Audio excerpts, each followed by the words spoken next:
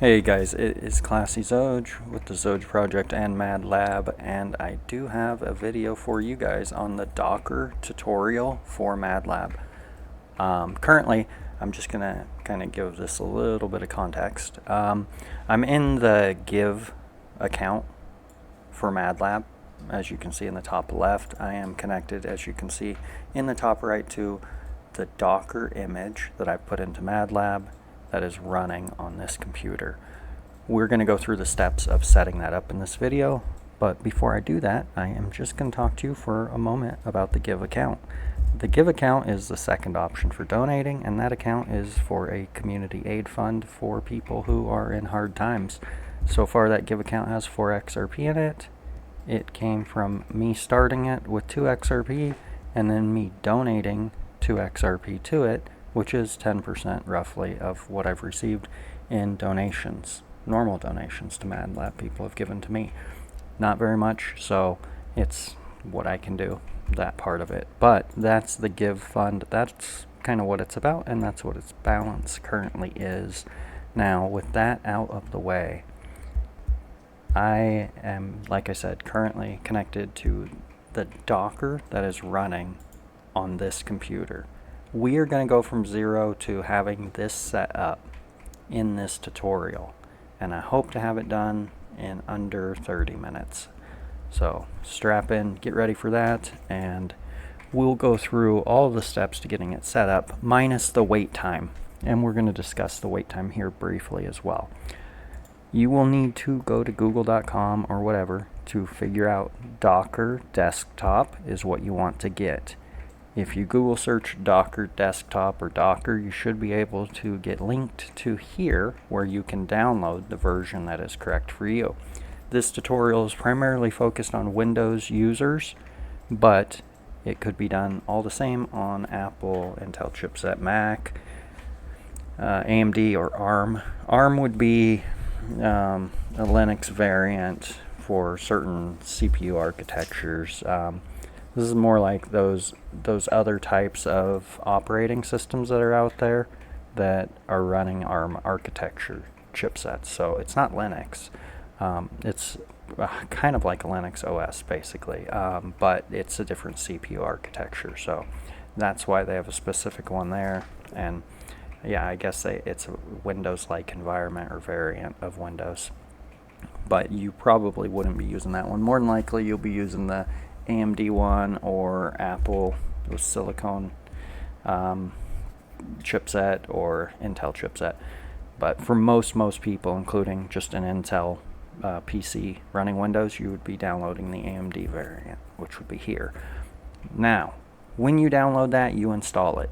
It will basically do everything. You click through the menus, you have Docker installed. Docker will be something like this. Currently, I have one running. So what we're just going to do is stop that, which is this little square up here in the corner, and I'm going to delete it after it's done stopping and just get it completely cleared out of the system to ensure that we don't have it. And while I'm at it, I'm going to delete the image as well to ensure that my startup is just like your guys's. So when you start this, it's going to take about half an hour to get synchronized with the network. That's not great, and I'm just going to be honest straight out. So if you think about this logically, how you choose to operate this is going to be very important. If there's a ledger outage and you want to use this and MATLAB, and for some reason the Xrpl ones are down, or you don't have your quick node up or anything like that, you would, let's say you come home from work, you normally clean up and relax for a minute, you would flip on your Docker image and get it going, let it get synchronized with the network, and then you would be able to connect your MATLAB to it. That could take anywhere from 10 minutes to 30 minutes, somewhere in that ballpark. For someone like me who might use it more often, I will just leave this thing running. I left it running 16 hours, connected to it, no issues. For these more project leader grade people, the we're basically like mid-tier devs. You guys could just leave this running on a PC. You're doing your airdrops through your own MATLAB. You're doing your own backend right to the ledger. You're locked down in your own little cubbyhole fortress, and you're not getting rate limited by any external factors and all of that. So overall, I mean, it does use some resources. It's not terrible. If you have a reasonably strong computer, yeah, it's going to be just fine. But if you're somebody who shuts down your computer every time you leave it, or you're not on it very often, each time you fire this up, you're going to have to synchronize again with the network, and that is going to have time. So someone like Coupons may come home from work, fire it up, push play, go take a shower, come back, connect to it with his MATLAB, and he's rocking. You have to kind of think about how you're going to use it and prepare your order of operations. But if there's a ledger outage where sites aren't working, AMMs, etc., and you're like, oh, absolutely going to go and use MATLAB, but I want to do it through my Docker, fire that up. If the outage is a few hours or more, you're definitely going to get to the ledger faster. Is this instant? No. Is this still better than not having access? Absolutely. Can you leave this running? Of course. You can leave it running, and it will use up part of your computer's resources, but it'll stay up to date. It's just like any other validator or node. If you turn it off, it's going to become desynchronous to the network. When you turn it back on, it will have to catch up. That will take some time, and that's kind of just the thinking behind it. So for this, you're going to have a little bit of thought behind that, but once you get, I guess, familiar with it, it's pretty straightforward. Okay, so you just installed Docker. You have it set up. When you start it, you have no volumes, you have no containers, you have no images, nothing. What you want to do is first up at the top search for Xrpl D. So in that box, in the search, you'll type Xrpl D, one word, like so. So there will be a lot in here, and what you want to do is collect one from a reputable source, and one that is not necessarily specific for an OS like Ubuntu or something like that. Ideally, they packed everything in the Docker, and it's exactly what you need. I'd imagine that this one that says it's Ubuntu would work just fine. And then aside from that, you want to ensure that you get a one from a reputable source. Xrpl Labs, I know that they're not going to have a dodgy one. I'm not a big fan of them, but their thing should be fine. That Ubuntu one, more than likely fine as well. And you can experiment with this, but also be cautious that it's going to download the entire code base for an operating system in there. It's going to get all the dependencies and everything that they put in there, right? So you do want to not just randomly pick one that nobody has downloaded, because you don't actually know what's inside of there unless you're really going to geek out on everything that's put inside that container and security audit it, right? So those are kind of your options, something to think about. But for this, we're just going to be working with one that should be okay, should be on the up and up, and that would be Xrpl Labs one. And then what we're just going to do is we're going to pull it. And what that should do is create the things that we need on my computer here to work with this. So I'm done with that. I'm just going to click off, and we can see that we now have this image. And it was created by them 1 month ago. The size is 277 megabyte, and I can delete it, I can play it, I can do a bunch of different stuff. I don't think, I have no containers at this point.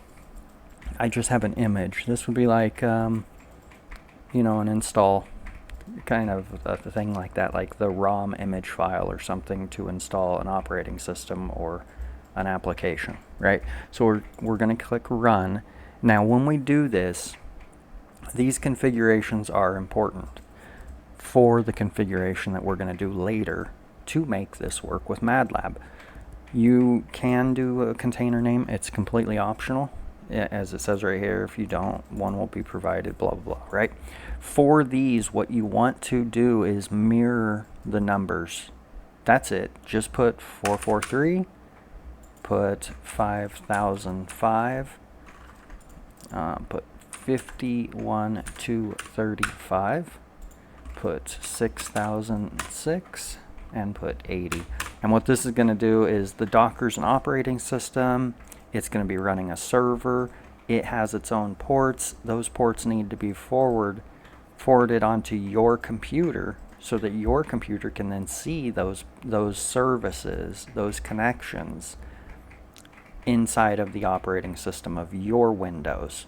And that will allow you to then connect to it. But if you can't find it, that won't work. So just punch in the numbers.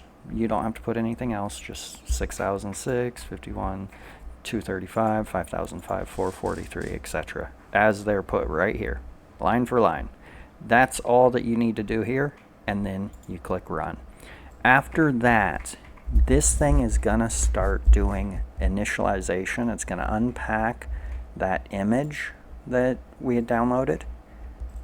And if you picked an image that doesn't have those configurations like I just showed you, well, then you need to get an image that does, because you literally have to have open ports and configuration and communication to that image, okay, or that container that's running. And if the image isn't set up for that, then yeah, get one that is, and put those ports in.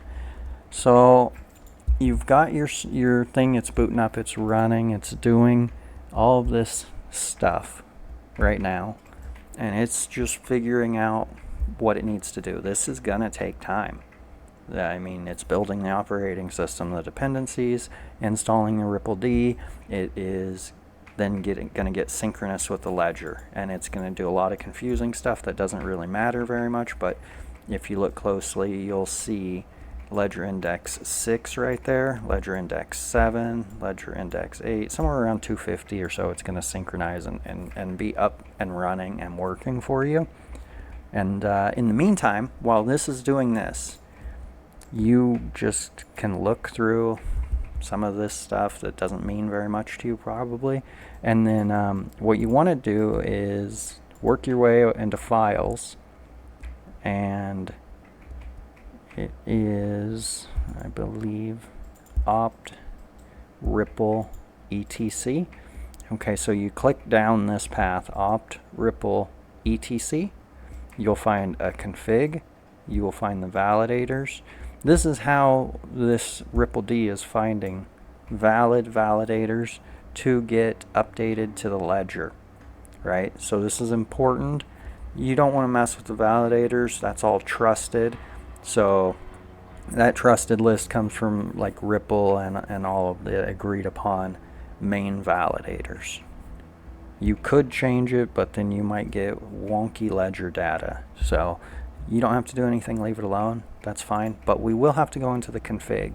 At this point, you will want to do the editing click if you're on Apple, or right click on Windows and do edit file. And you can drag that up a little bit to make it bigger, and everything's at the bottom in these. And the first thing and most important thing I'll tell you is if it's got the pound in front of that line, that's coded out, meaning the config file, when it's being read, is ignoring that line. If I didn't want this SSL verify on there, I could just lock it out. I could do that. That's what I mean by you know, that'll just knock out that bit of code. So while we're in here, what we're going to be doing is changing, and if you leave this at 127.0.0.1, you think it's going to forward to your local host and it's going to work. That's not the case. If you don't change this in the config, what we're doing right now, it will not be able to find it. And what we're going to do is change both of these over to 0000, and that will make it listen on all of it. So the admin local 6006, that's the important one. Pretty much all we're using here. And as we can see, the 51235 is already on the zeros, so that's for catching the peers and synchronizing with the ledger itself. So it's doing that correctly by default, and then we just want to get that forwarded through Docker, through the image, into our windows. And after we do that, there's a save button right there. You just click save, and you can close that. Now it's going to say this stuff is modified, and if we look in the logs, we can see that it is still trying to get synchronous with the ledger. Coolest thing about this is just click stop. Yep, we just stopped it and it shut it down. And the reason that we did that is because since we modified these files, we're going to have to reload it anyway for those new configurations to take effect. And now that it's shut down, we're going to click start. It's going to reboot. We can see that it's now grabbing at 0 for that. We didn't change this RPC port, so we know that that's still on 127. But if you did want to use those for something else, you would just forward those as well to the zeros. And then that is going to also then put it to that 6006 and into your main computer, the one that you're going to connect to it with, right? So you've got all this set up, super cool, and it's going to do some stupid stuff that's going to take some time. While it figures out life, you can just minimize that container. Okay? And then you're not going to need this, and I'm not going to be in MATLAB, and I'm not going to be on X. None of those things. Close all of that out, and we are going to look at MATLAB files real quick. Okay, so inside of here we have the English HTML file. If you're using a different language, well, you might not be listening to this video, but you would have to edit them. But inside of English, what we would do is edit that. And I use Notepad++, if you're wondering. I like it. It works good for me, and it can do a lot of different languages, and you know, it's just a very valid tool for all kinds of regular text editing and a lot of different code editing. So we've got the HTML file open, and it's the one that we use to load MATLAB, which in this case would be English. And then I'm gonna search for Xrpl with Control F, and now I can see, okay, the WSS right here, Xrpl 1, Xrpl 2, and then the one that I put in myself to connect to my own Docker. So what we would do, we'll just pretend that I don't have that one there, and I just got in here, create some space, just jump to the beginning of this line, copy it, jump down here, and then we're going to say whatever you want to name it is what you want to call it. So for this tutorial, I'm just going to say Zoj is awesome, and that's going to be the connection that should show up in MATLAB. And then for that, we're going to be using WS, and then just the IP of that admin port. So in this case, the 127.0.0, oh, I'm doing commas, don't do that, 001, and then we do need to designate portage, and it was 6006. So just like that, this is the connection that we just added to MATLAB, and that should, I'm going to leave the other one just so that you know that that one is now there. At any rate, we've got that in there now, so I'm going to open MATLAB back up because I just saved this index file. It'll pop up inside the browser, and then what I will do is check up here in the connection. Before I do anything, if I'm doing a custom connection, I'm just going to select the server. I'm not going to hit connect or disconnect or anything. I'm just going to select the one that I'm going to want. When MATLAB loads, it randoms whatever one of the servers. That's just what it does. It does that so not everybody just keeps landing on one or two or one of the quick nodes, right? So if you have your own custom servers going, you always will just select a server first. Okay, so we just put in Zoj is awesome, but we are going to get errors if we try to use this at this time because it is not up to date with the ledger. Okay, That's okay. It's going to get caught up. It's going to do its thing. This is the first boot and all of that. And these things do take time. But we have our connection there. And we actually will be able to change disconnected to connected by clicking connect. As you can see, we're now connected. However, if we load a wallet, because the ledger isn't updated, we are definitely going to have crashing, because it will not be able to fetch the balance. It will not be able to fetch the data. It's okay. It's not going to hurt anything. Nothing's broken, nothing's damaged, and nothing's lost. But it is giving us errors, right? It won't hurt the account or anything of the sort. It's just basically letting us know, hey man, we are not ready. We're not even ready. But the validator, the node, the Xrpl D, the Docker, and everything is configured correctly at this point. And as soon as we get up to speed, as soon as we get caught up to the ledger, it's working just like what I was showing you at the beginning of the video. You're able to fetch balances, you're able to send transactions, you're able to do everything that you would normally need to do. Easy as apple pie. I would say that if you're going to do some kind of airdrop or something you don't want interrupted by rate limiting or anything else, if you're going to mint a token, if you're going to do anything really complicated, you should absolutely run your own Docker, your own backend, and fire that baby up and do your things. If you're going to do a whole bunch of trading and it's the weekend, if there's an outage, things aren't working, whatever the case may be, this is your own second half to MATLAB. MATLAB being the front side, this Docker being the back side. There's no service or anything in between that can make your activity blocked. You are the front end, you are the back end, you are all the things, and there's no tracking, no tracing, no stalking, and none of the things. You're 100% free to actually use the ledger as you see fit at that time.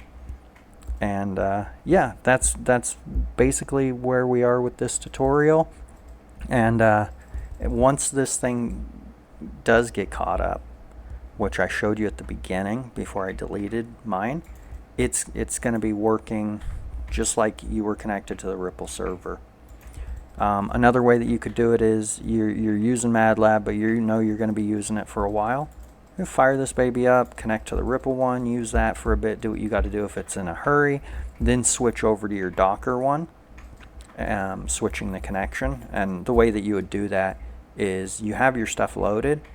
All you would have to do is just click over, say, to Xrpl 1, and then click disconnect. That just kicked me off my Docker connection and then established one with Xrpl. Now if I hit check balance, it'll populate in the top left, and there we go. And we're up and operational. If I want to get off the Xrpl one, I just select the Zoj is awesome link, and then I hit disconnect. We're going to get off of the Xrpl one, and we're going to reconnect successfully right to our own Docker.